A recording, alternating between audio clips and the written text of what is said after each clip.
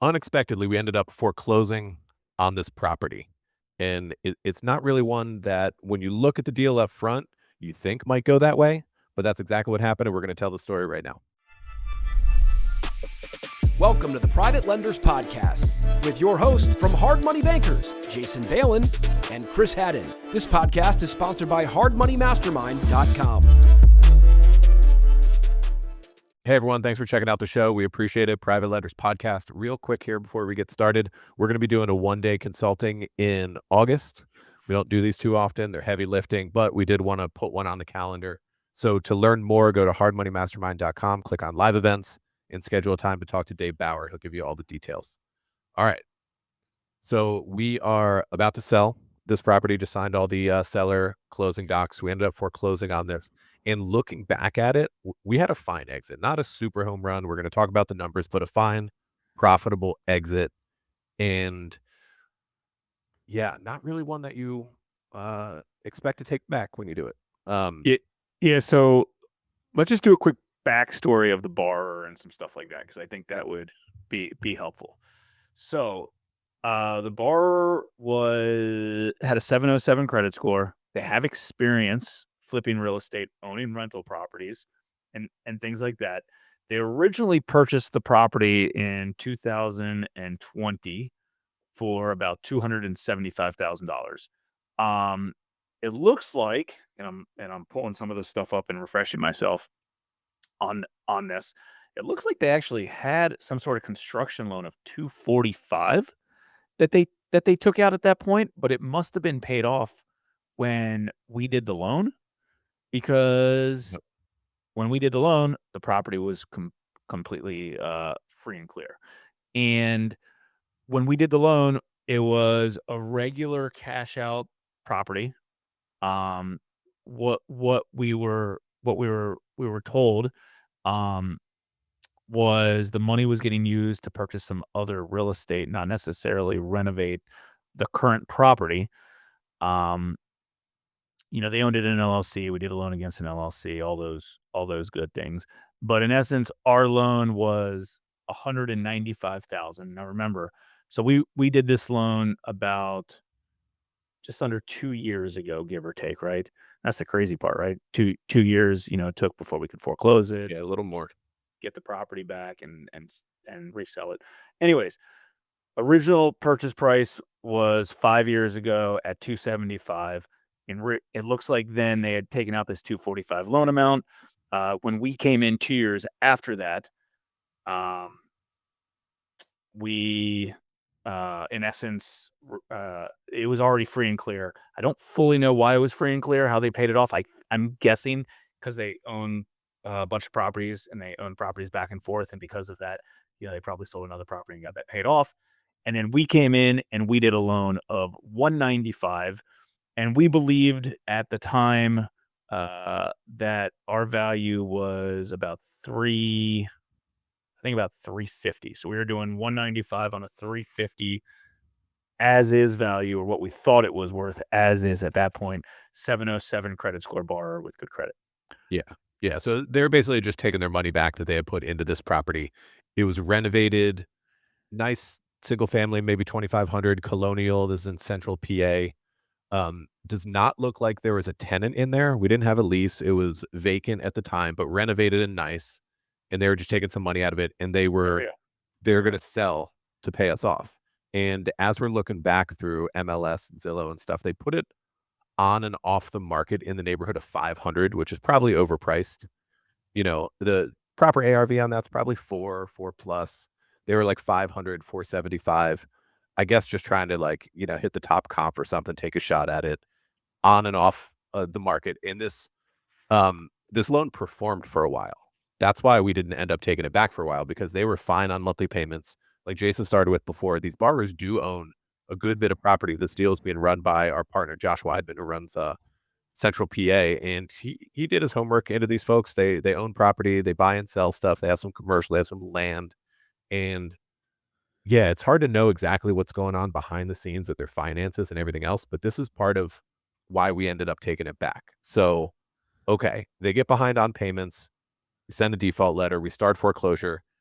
PA is not quick by any means, but it's not the worst. Like, you could probably get the whole process done in less than a year without any, like, major hiccups or bankruptcy or anything like that. Um, so what we found out when we got into the foreclosure process is that they had a big blanket loan behind us. That's why they couldn't sell. They had leveraged Mm. the property along with others, and this came out when our foreclosure attorneys did title work, right? And so we see this large, I don't know, it was seven-figure loan spread across a number of different properties, including this one. So Oh, yep. yeah, that's why. That's why, I mean, otherwise they could have just dropped price and sell. That's why when you look at this up front, you don't think it's gonna be a foreclosure. There's no reason. Like, this property is worth 400 plus. We have a loan of 195 plus, like, the stuff that's accruing in default. They have plenty of wiggle room to get out, but not if you take a big blanket loan as a second behind us. Um, so we during this foreclosure process, we had very little communication with the borrower. Like, they just went dark. Right.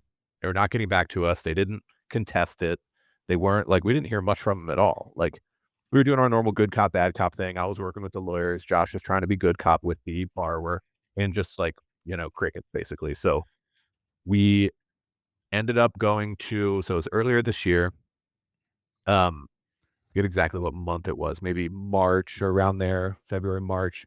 We went to sheriff's sale and it didn't sell. We had an opening bid. And a lot of auction sales have been like this recently, like very poorly attended. Some of them are online, some of them are offline, and just auction buyers are not as active as we've seen in the past for whatever reason. So it sells back to us, and we get an agent over there. Josh Weidman gets over there. We're taking a look at the place. It's still in good shape, but they did take all the appliances out. um, they jacked all the kitchen appliances and who knows what else. So we're debating whether or not to put money into this one. And if you've heard us talk about these defaults in the past, we prefer to not have to. We want to do our loan amounts so that we can sell as is and still have a fine exit. We considered cleaning it up, putting appliances back in, and maybe going for, like, we listed it as is at 339 or something like that, 337. If we put money into it, we could get 400 plus. And long story short, we got a cash offer of 300K from a seemingly legit buyer from New York, business entity from New York. And we were like, fine. We looked at the numbers and we're going to get into those out sale numbers here in a sec, but we were in a fine spot. And that's typically how we prefer to do it. Like, we don't want to outlay more money, extend the time frame if we can have a decent exit now, within the next month. And there were a couple title hiccups and this and that, but so sorry, I'm looking at the other screen here because I got a settlement statement up or payoff statement, some other information out this deal. But yeah, long story short, we're paying the real estate agents some transfer recordation taxes, some minor stuff to PA, and we're netting just over 280. Just over 280 on a 195 principal. Yeah. So yeah, let's talk about the breakdown of that, what that 195 equals. Okay. So we have 280 net. Now remember, our original loan amount started at 195. So you might be like, oh man, you guys did a loan of 195, you got paid back 280. That's a freaking home run deal. You must have made a killing. Well, there's a lot of expenses and costs that go into some of this stuff. Now keep in mind, none of this was really improvement costs because we didn't improve anything. Mhm. These are actual attorney fees and, additional things that we had to step in on. So, okay. So again, let me reiterate. Our original loan was 195 on what we thought was like a mid 300s as is value. We ended up selling it at 300 to a cash value, a cash buyer, because we didn't want to, we wanted to get out as, obviously as quick as possible, not throw good money at bad money. Although maybe we could have done a little bit better, but We could have. listen, the name of the game is let's just keep these deals moving. Let's do loans to good borrowers and keep it moving. This isn't like, it's we can focus on that. I mean, there's a lot of heavy lifting that goes, and there's also a lot of unknown of like where the market's going to end up. So there was about $52,000 in interest between March 2024 and end of July 2026. And again, that was calculated at 11.5% interest rate, right? So again, our note rate's 12.99. Our default rate typically in most jurisdictions go up anywhere to 18 to 24% on that. And legally by right, we're able to collect that if we can collect that in that particular deal. But we wanted to get out at, a reasonable amount, 11.5% return. Money now is better than money later. So there's that. Um, there was there was about $30,000 or so of default or unpaid charges. And, we had, call it 15,000 of deferred legal fees for foreclosure stuff that we had. It was a little bit more than 15,000 all said and done. That was a big thing. There was some insurance premiums, forced place insurance policies that we had to come in and make sure we're getting repaid. That was only about just under $2,000. And another big one is we had to cover sheriff sale fees, which includes, transfer tax and things like that of of the sale, and what the sheriff makes in order to auction it for us. And that was about $12,000. So all of that stuff combined for unpaid charges was, darn near close to, $29,000, for all of that. So it was like $29,000 in actual charges for the default, right? Charges Yep. for the default. That's not, and none of those things are even income. Those are like, so like, think about that. If you're foreclosing on a property and, the numbers are a little bit tight, that's where it gets a little bit shaky. Like, this was almost $30,000 in actual expenses just to take this. And this wasn't even like the worst foreclosure. There wasn't a super contested foreclosure. There wasn't bankruptcy filings. Like, this is just kind of what happened in order to, take ownership of the deal. And then, so the 29 plus, over 50 grand of late or unpaid interest at an 11.5% accrual basis. Again, which is lower than what our note rate was, but the number still made sense to do. Gets us to the net amount that we get from the sale of the property. Yeah, so all in all, fine exit, but also like going through some of these, I'm glad that you emphasize some of those expenses because that's what I get a little worried about when we're working with people in the mastermind group, both like the offline meetings and the online stuff, monthly trainings. And especially when it comes to like fix and flip properties when people are doing 10% down, which is kind of common. We do more than that. Most people listening and watching know because they've heard us say it so many times. But look, if a property doesn't get completed and you have to foreclose, you're going to have these costs we're talking about. It's going to vary based on the state. But look, I mean, it was, just between legal fees and what we had to pay the sheriff in order to take ownership of it, 30 grand right there. Plus like the insurance we had to carry on it, hard costs of 30 grand. Like factor that into what you're owed on the principal amount of your loan and based on the, loan to cost and see if you're going to exit clean, right? Like that's why these down payments don't come out of nowhere. And again, this wasn't an acquisition loan. It was a bridge loan on as is value. And we knew what we were getting into. Like based on the scenario that you've heard, like these typically don't default or end up in foreclosure. They really only happened because they were so over leveraged that other weird blanket Yeah. loan behind us. Which is something we couldn't really control. People were like, well, can't you prevent them, to put a second? No, you can't really prevent them. They can record that. Yeah, they're in default technically if they record that, if you choose to. And then in essence, we had to foreclose on the property in order to pay it off. In order to do that. I'm actually surprised that lender didn't want to come in and protect some of their interests. I guess they didn't really need this collateral. But like that is something that could happen. That's, that have to be aware of. And that's why we don't just lend on good collateral properties. We also lend to good characteristic borrowers that hopefully make the right decisions, borrowers that have the capacity to execute and ideally have good credit. Let me mention one more thing before we wrap up this episode, because this is something that I've been wanting to mention on some other episodes, or I also do case studies in Hard Money Mastermind group every week with live deals that we're working on, just to use those as an example.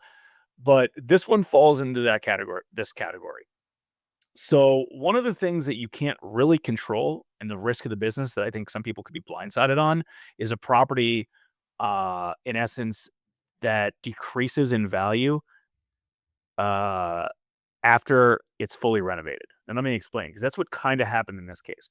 So we did a loan based on what we thought the as-is value was at that time. And we did, 195 loan on a 3, 20, 30, 40, $50,000 value, as is kind of value. They renovated the property since then, and the property is worth more. And again, they tried to sell it for $500,000. Arguably, it's probably only worth $400,000. That was one of the reasons why they couldn't unload it.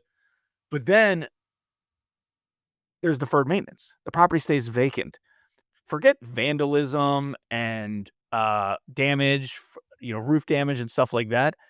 Properties that just stay vacant, stuff deteriorates. Like there's a lot of risk. So and as we've been going through this episode, I've been looking at some of the older pictures, and I was looking at our original pictures. I was looking at the pictures when it was fully renovated, and I was looking at the pictures that we had after we took ownership of it. And the pictures that after it was fully and nicely renovated were really nice pictures. They tried to get the property sold. It was in really good condition. They did some staging, and then in essence, they walked away. They gave up on the project. They gave up on the project, and they stopped paying attention to stuff. And then there's just wear and tear and other things could happen. So the risk of doing a very high LTV loan to a real estate investor, even a good real estate investor that's going to fix and flip a house and gets that thing, under or on the market, fully renovated, that's great. But if there's no room for them to make any profit, or if they walk away from that property, that ARV now is going down and going down and going down. And that's one thing that you really have a problem with. Now imagine a little tangent, but let's say a borrower throws a tenant in the property. Oh, I can't sell at full value. I'm just going to throw a tenant in there and cover it. That's the worst thing you want.